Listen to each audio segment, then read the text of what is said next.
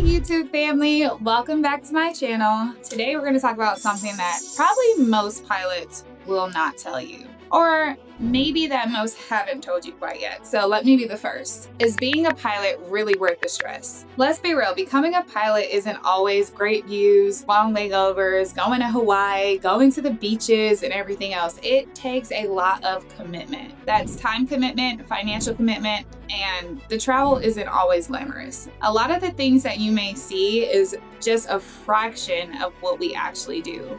Most people don't even realize what pilot's real job is. And a lot of times it's not flying, but it's managing everything that's happening. And we get some control with our schedules, yes, but you only have so much flexibility that's allowed that your seniority allows you to have. And I'll also tell you if I think the payoff is worth it. If you've always wondered if this dream career is for you, then this is the video you need to watch.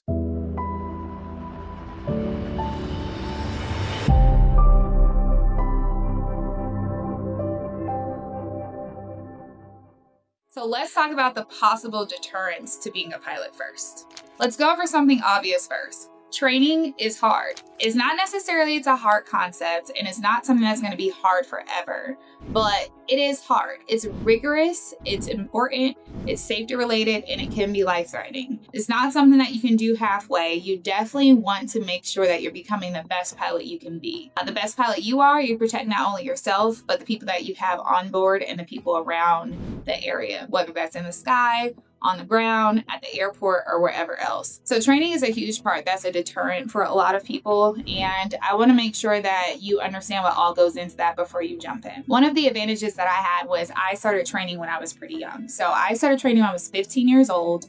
And it was something that I say was an advantage because I didn't have the regular adult stresses, right? I wasn't going to work at the actual career while I was also training to fly. So some of you might be in that kind of situation right now where you might be trying to figure out, how do I balance my career while I'm also training? That's something that I didn't personally have to go through, but I do have a lot of mentees that do struggle with that daily because the time commitment is huge. You want to fly at minimum about 3 times a week, or at least be on the schedule about 3 times a week is what I personally suggest. Mainly because that's going to save you time. Time is money, specifically in this training process, becoming a pilot, because every hour that you fly does cost money. So if you forget or are not able to retain information that you had because you did one flight a week or one flight every 2 weeks, guess what? You're repeating what you just did in those lessons. So remember that as you move forward. But training is a huge part, and the financial and time commitment is a huge part of what deters people. The training does go over a lot of emergency situations. I did have a very close friend who probably knows if he's watching this,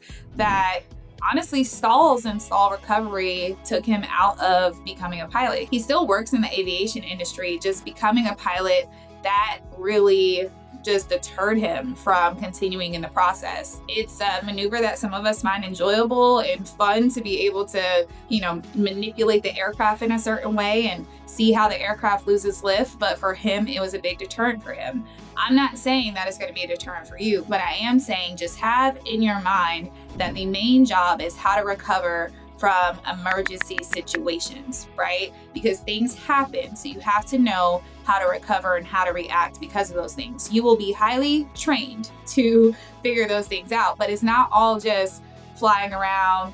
This is a beautiful cloud. We're going to a destination. We're going to a restaurant. It also has to do with emergency training. So just keep that in mind as you go through this process and you're thinking about this career. Okay, so if you want to become an airline pilot, there are other things that people may not have shared. And one of the biggest struggles that I have is my irregular schedule. Not only am I doing this all for you guys and trying to run businesses on the side, you probably see a couple of my businesses right here. Yeah. So the schedule is what you make it. A lot of times people bid for specific things. Like I prefer early morning trips that get done at 3 p.m. at the latest. So that may mean that I'm waking up at 4 o'clock in the morning to be done by 3. And that sucks. But at the same time, I'd rather be in the morning where there's usually less chaos. Everything is pretty much on time and I can be finished by midday, take a nap if I want to, have dinner, and then do the next thing the next morning. Some people prefer afternoon trips where they get to sleep in, but then you get in really late at 11 or 12 o'clock at night. And sometimes, I say 12 o'clock at night, but 12 o'clock in the morning, technically, whatever.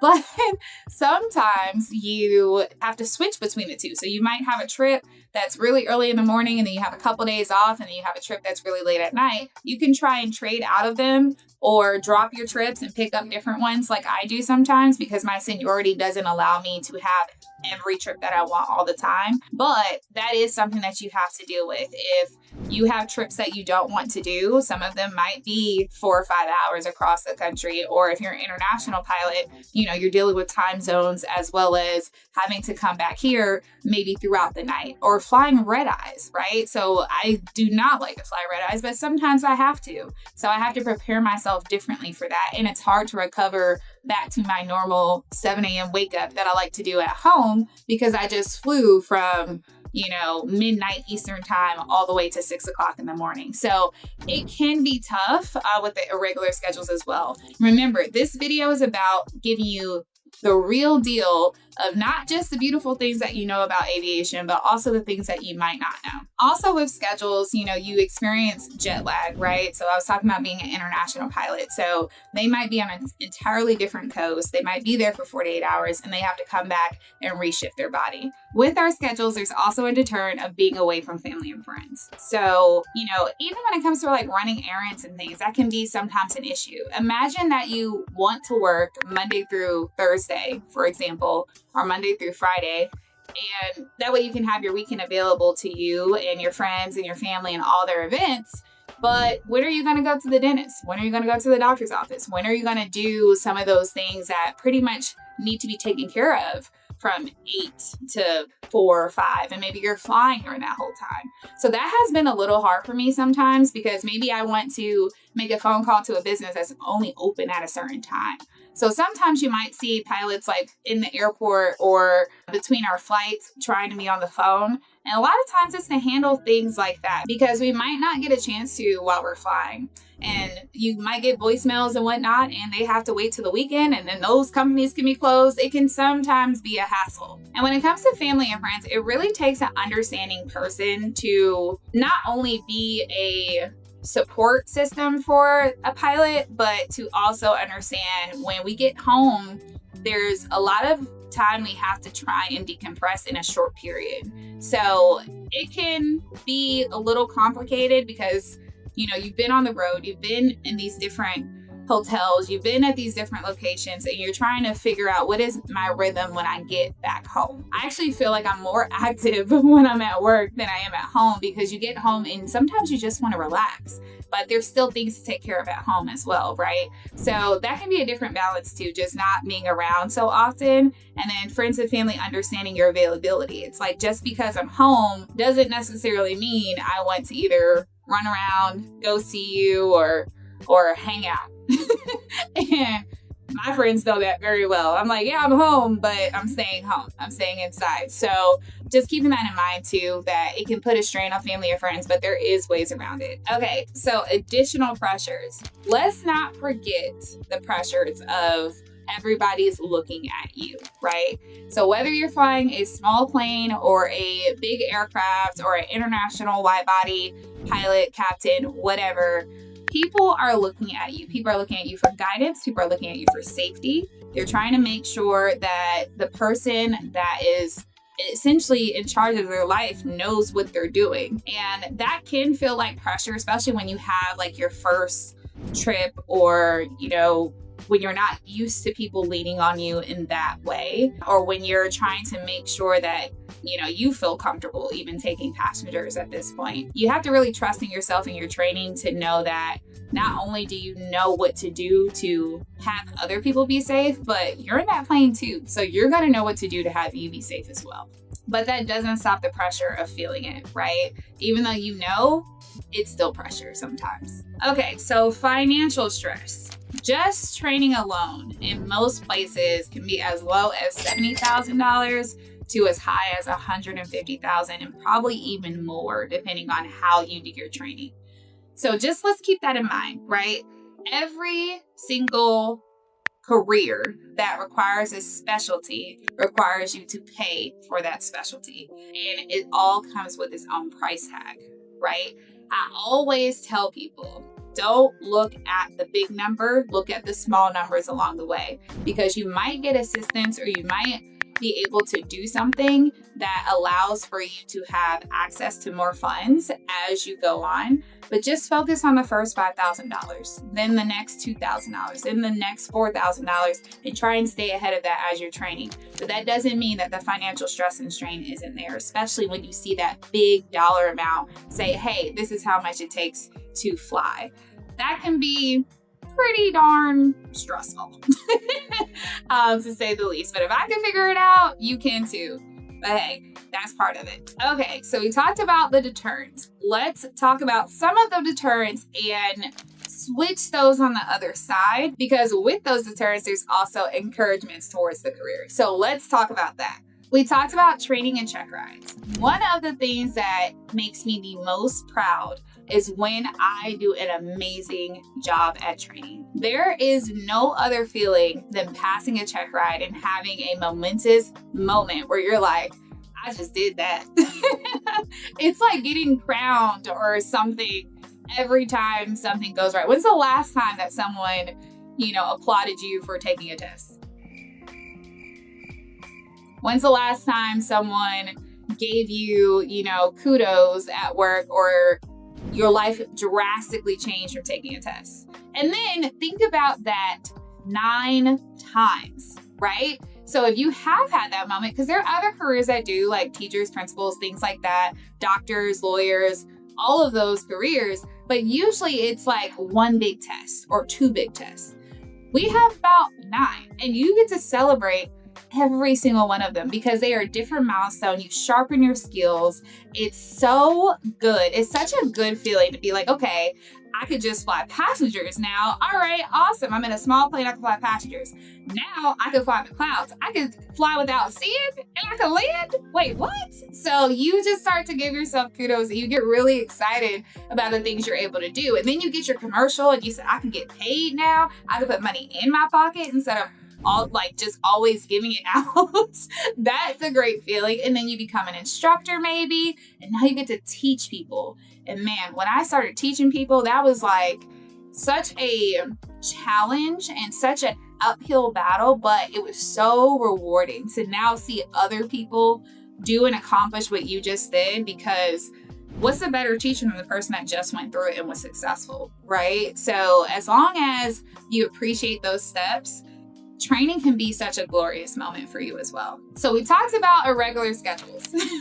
So on the flip side of the irregular schedules, when's the last time, especially our people that are, career people here, when's the last time that you didn't have to look at anything work related for 15 days? A month for the entire year. It's really cool to be able to have so many days off. Most pilots have a minimum of 13 days off in their schedule. Like next month, I have 18 days off. So I'm only flying 12. So as much as I talked about the irregular schedules and the time and things like that, yeah, that can be challenging. That is not a lie. But one of the great things is I have time to make videos like this for you, or own my own clothing brand and become an entrepreneur and do speaking engagements and volunteer and be a nonprofit leader and own a nonprofit. So there's all of these things that we're able to do outside of our current career that completely fulfills us, but we're able to have all of those days off to do other things as well. So that brings me to the family and friends statement, right? So Just because there's a couple days where like, hey, we need to decompress, there's still like half of the month to either go on vacation or to hang out or to not miss events or not to, you just need advance notice. Like as long as you have advance notice, you have enough days off to kind of maneuver your schedule however you need. So as much as it's irregular schedules and it's very frustrating, there's also the benefit of being able to have so many days off. The added stress of being a pilot. So regardless, you do feel stress in certain ways. We can't take away the stress, right? But the more experienced you become, the less the stress becomes a factor because you're less concerned about what you're doing and more concerned about how you're doing it. So you know what you're doing, you know what your skill set is. It's about, okay, how can I now refine this? And that's when it becomes a little bit fun. That's when it becomes, okay, I did that really well. That's really good of me to think of that in a different way, or I executed that even more perfectly than I did last time. Just always refining and always learning allows for that stress to go down, but that's what this career provides. It's not something that you can just learn something one time and then that's it. You consistently learn, you consistently see new things. So it can add stress, but it's also continuing to challenge you. So I don't know if you have pilots as friends, especially airline pilots. We tend to be pretty enjoyable people, you know? Oh, let's talk about the money. So financial stress, that can be something, of course, just stressful out the gate, right? But think about a career that's going to bring you multitudes and multitudes of that at some point down the road per year, right? So it does cost a lot up front, but if you can figure it out, I don't know any career that the cost of the certificate or the license or the education is going to, like, specific careers. I'm not saying going to college and getting a degree. I mean, an actual like trade, right? I would consider being a pilot a trade, being a mechanic a trade, things like that. So I don't know any career that's going to, or trade that's going to cost you more to learn it than you'll actually receive in the long run. So that's the same thing as being a pilot. And it's funny because most of the documents and Google, you can Google what we get to make all you want.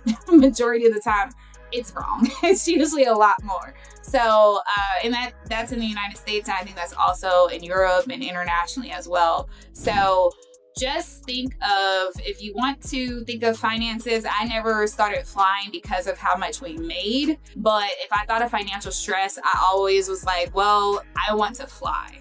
And to me, that meant more than anything else. I didn't know anything that was going to provide me the lifestyle that I wanted when it came to just having the freedom and enjoying what I did every day. So financial stress tends to become less of a burden or an issue if you focus on, you know, what you love to do. And if you love to fly, you will figure it out. Trust me on that. One of the things that I enjoy about flying, and it's not just being able to speak to, you know, this camera and talk to and reach all of you about a career that most people don't talk about. I just really enjoy being in the air. Sometimes I have moments where I'm like, wow, I'm really 38,000 feet from the ground. And to some people that may feel daunting, to me, it feels like a miracle. It feels amazing. I'm able to see sights that most people don't ever get to see in a lifetime, or even just in the sphere or the view that I have, right? Even those red eyes, like I find peace in those moments because I'm looking out and all of a sudden I'll see shooting stars, like multiple in one night. And I never saw one before I started flying and before I started flying that high. So it was just really meaningful. I did see one on a cruise not too long ago, but the first time I ever saw a shooting star was in the flight deck. And it just feels so serene. Sometimes I feel like I can see galaxies, which I know is probably like crazy. It's like you probably can't really see galaxies with your bare eye. But when it's a moonless night and there's cloud cover on the ground, it becomes the darkest sky. And call me just, I don't know, Fantasyland Anya, whatever, but it's just beautiful. Have you ever seen like a sunset and like a thunderstorm? Like off to the distance, of course, but like lightning bolts and they're dancing, but then there's like a beautiful pink and orange and beautiful sky there, and you're in clear air and it's peaceful where you are, but you just get to see so many different things. Like, my office view is unmatched. And that's something I will always love. It's just my place of peace and it's my place of comfort. So everything that I talked about, being a pilot became worth it for me for a lot of those reasons. It's a fulfillment for me that I just have in the sky, let alone all of the fulfillment I have on the ground. Being able to speak to you all, be able to represent, and to be able to walk through the airport with confidence. That is what's worth it to me. However, if you are doing this career because you want to do it for the money, or you want to do it because of all the, layovers and destinations. We do have some of those nice layovers that you see. Don't get me wrong, but some of them are Omaha. Not saying Omaha's not nice, but it's not Fiji, So I very much like beaches. So that's why I say that comparison. But with that being said, if you're doing it for something that is financial or something that is glamorous, this may not be for you. This may not be the career for you. And maybe it's best to just watch the people that show you all of those really great things and enjoy it through that process. Because I'll tell you, this career will challenge you 110%. I don't care who you are. I don't care what you look like. It will challenge you. And it takes a fortitude. It will also change your personality quite a bit, because of how you think about things will be a little bit different as well. And I personally think it's for the betterment instead of a deterrent. But you just have to figure out, what are you ready for? What are you prepared for? Because being a pilot isn't going to just teach you about how to fly a plane. It's going to teach you about confidence. It's going to teach you decision making. It's going to teach you how to think ahead. It's going to teach you discipline. Even the part that is stressful, it's going to teach you how to overcome stress, how to overcome fear, how to manage your feelings in a moment that you didn't know they needed to be managed, and how to put those in a place to handle something straight in front of you. It is unmatched in teaching you how to handle things under pressure and how to ultimately trust yourself. So is it stressful? Is it financially consuming? All of those things, yes. But the person that you become on the other side of it makes it more than worth it. If you're thinking about becoming a pilot and want real world guidance, and not just a highlight reel, this channel is for you. Make sure you subscribe and check out my mini course on deciding what the right flight school is for you. Also, check out my merch. Links are below. I'll see you in the skies.